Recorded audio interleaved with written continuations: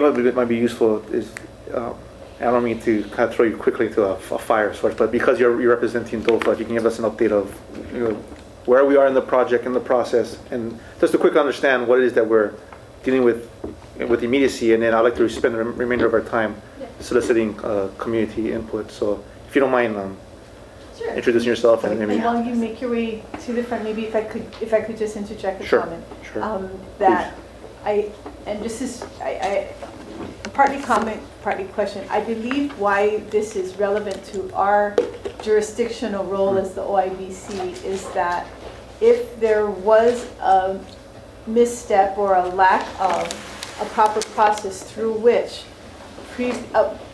burials would have been identified as previously identified or given the proper amount of care that the entirety of federal and state laws provide them, then we are now interested in rectifying that to the degree that we're able to, so that it's clear where how it is that we become interested in this topic.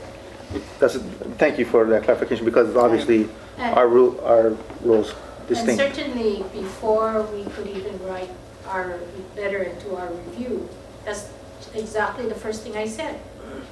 I said the burials. The Leina. Thank you. I mean, it's like automatic now.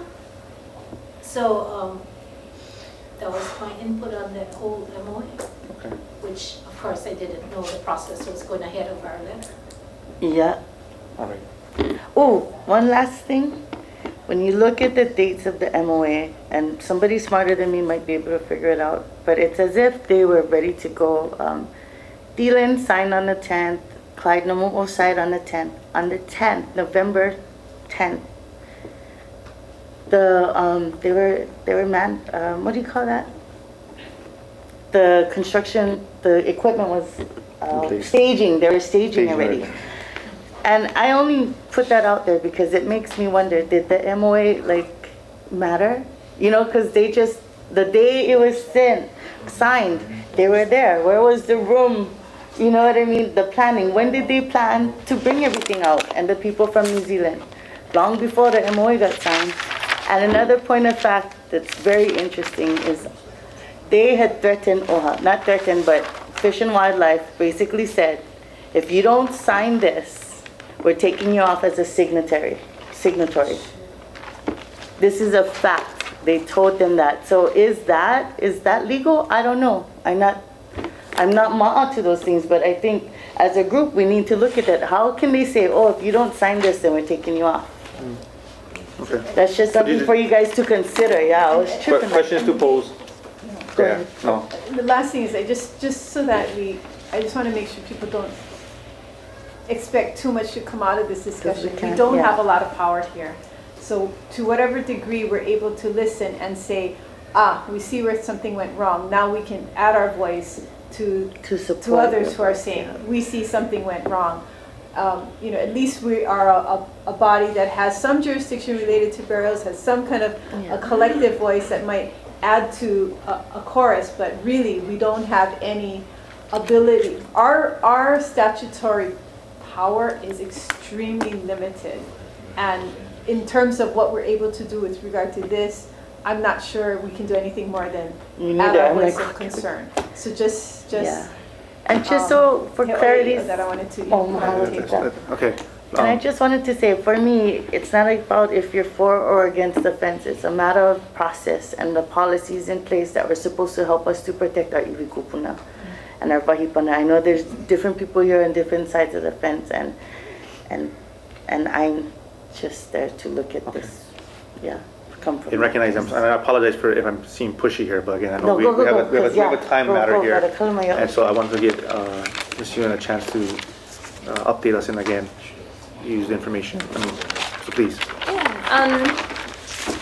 Everybody, I'm Emma Yuen. I work for the National Area Reserve System, and just a 30-second review of the project. I brought a map of where the fence is located. Thanks for holding it up for me. And so you can see this project, NARS actually started to be involved in Kaʻena Point a long time ago, and helped a lot with the burials and protecting that area by restricting off-road use of the point area, and where most of that area is was being damaged by off-road vehicles. And so after that, this is another step to help protect the birds and the plants out there by putting a fence that has had, that has, they've been predated by dogs and cats and rats multiple times. Sometimes 100 birds a night have been killed despite constant predator removal efforts by having us go out there and trap dogs and trap cats and rats. That hasn't worked, and so we're trying to do another technology to help protect this area and the plants. And so, again, there are 3 access doors for this area, so there's not going to be any changes in the public access. And we have had extensive consultation since an outreach team was formed in 2004-05 to begin giving people the ability to give us comments. In 2007, the Oʻahu Island Burial Council was consulted, and also we've had ongoing meetings with OHA and their native Hawaiian, their one of their organizations within OHA as well. And so that's some of the background basically of the project. And as we're saying, it is going forward. Most of it, the fence has been, posts have been put in. The fence actually does not go along any area that is likely to be contain burials, and that was a major reason for the alignment of the fence. JOFA and DLNR does recognize that there are burials out there as well as the Kaʻena Point complex, but this is over an area that's largely disturbed roadbed as well as tailings from excavation of a tunnel that was made, I don't quite know when, but during the World War II period, down into the coast, or solid rock where burials are also very unlikely. To touch on some of the points that you brought up about, let me try to write a list of them. First of all, we can talk about the on the ground part, which is. Can I ask you a quick question? Yeah.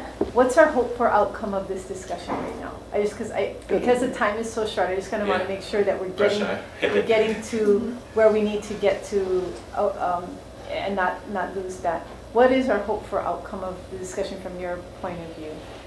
Well, I'm just here to answer questions, I guess, and so that's what I was about to do, and hear what other people have to say about this project as well. Okay, mahalo. I don't I mean see to what be you're rude. saying. I Yeah, just wanna make sure we yeah. get to where we need to be so that we Because don't. we have maybe 10 minutes. And Just a quick add to that, maybe there's different Okay, I don't interests need here, an but answer, yeah. is there a kind of a general consensus? I know there's like Kaʻena defenders here, and I'm not sure if it's different organizations that we up together, but to that sense, what is perhaps your folks' intended outcome from this? To bring awareness to the issue and continue facilitation? Is there more immediate need right now? I'd like to maybe hear that first. Yeah.